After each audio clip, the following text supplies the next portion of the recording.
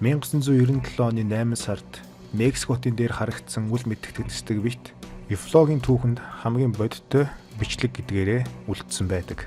Учир нь өдөр тутмын амьдрал хэвэн явагдаж байсан Мексик хотын тэнгэрт гинэт хаанаас ч юм нисдэг тавг гарч ирснээр тэнд байсан олон мянган хүн энэхүү үзэгдлийг олж харсан байдаг.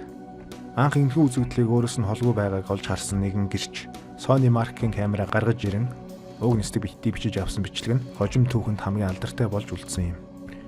Энэхүү нисдэг тавгны бичлэг тухайн үед телевизээр засагдах үед хүмүүс итгэхгүй хуурамч зүйл гэж бодож байсан ч тухайн цаг үед төдийлөн компьютер график сайн хөгжөөгүй байсан цаг үе билээ. Энэхүү нисдэг биеттэй холбоотой бичлэг задарсан даруй Америкийн нэгдсэн улсаас тусгай телевизийн баг хүрэлцэн ирж тэр үед байсан гэрчүүдээс ярилцлага авч чухам хэр бодиттой үнэн гэдгийг тогтоох гэж оролдож байсан юм. And at least I found the place. This is real. The place exists, the buildings. And then I found not one witness, but 12 witnesses. Some of them who were just under the object, others who saw it far away, others who didn't see the object, but remember that their animals went absolutely crazy that same day. You presented this. This was not a photographical trick. But you're also telling me that you can't authenticate it without talking to the photographer. Absolutely. But the story is consistent with everyone you have spoken to. Exactly. One eyewitness to the August 6, 1997 saucer was 13-year-old Cassandra. Can you show me where you were standing when you saw it? ¿Podrías decirle dónde lo viste cuando estabas parada? It was in the middle of those two buildings. I was scared. Was it wobbling, floating? Se movía así?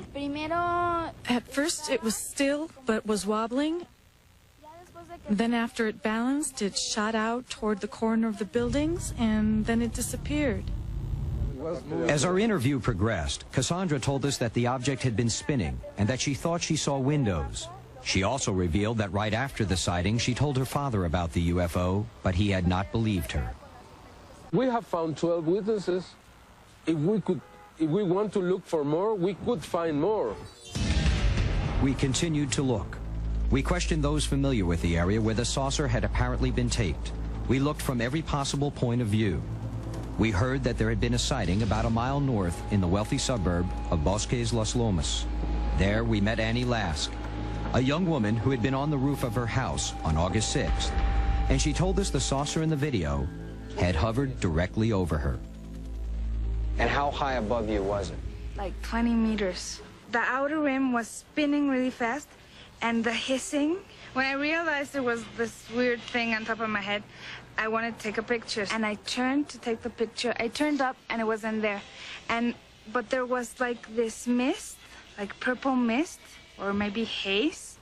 After the saucer left her, standing in a purple staticky haze, Came from here, went over there, and that's... Annie Lask does not remember getting down from the roof. Since that day, I had constant headaches, like every day, like really strong headaches. My eyes burned so bad. They still do? Yes. Since that day. We've done a site survey in this exclusive neighborhood and believe that building is where the infamous videotape was shot. A building that denied us access. That's the terror. Jaime and his investigative team had been here before, but today, as we approached again, we couldn't be sure of what we might encounter. We were kicked out, I mean, aggressively. I felt that they were going to hit us.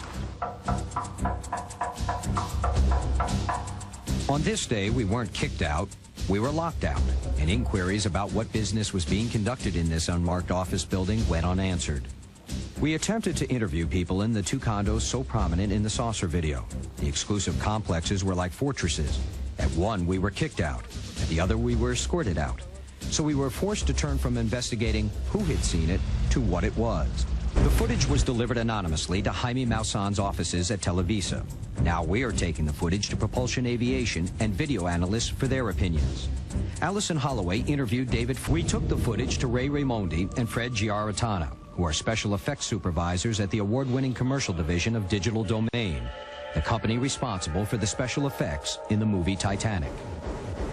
Fred, smoking gun or hoax?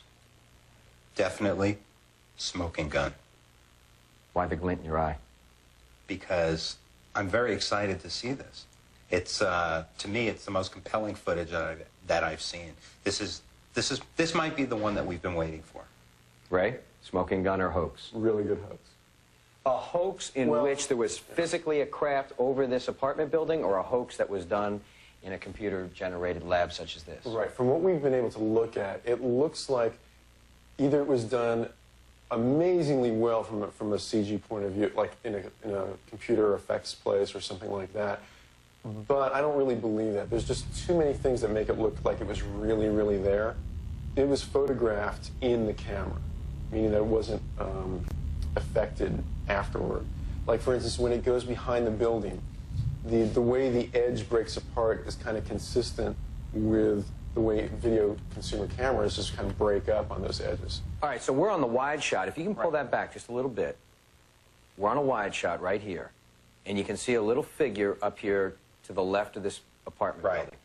Then if you let it roll, and as it goes, that figure, you zoom in and the figure gets bigger. Right. Yeah, That's a difficult effect to do. Yeah, the first thing we noticed was just that if it was done as an effect, it was done seamlessly, because the zoom part it's natural. The hand holding of the camera is all natural, and whatever that is stays exactly with it perfectly. How was it done then? My theory in looking at it is it looks like it's being suspended from something above, like a helicopter. It's so far away and hazy that if there was a cable there, you wouldn't see it. Am I correct in hearing that you both agree this did exist over these buildings on that day when these pictures were shot? More than likely. You disagree whether it's a man-made hoax or a real deal craft of some sort. It was a misty day. Who knows what all the mechanisms are available for stealth and cloaking of these kinds of ships?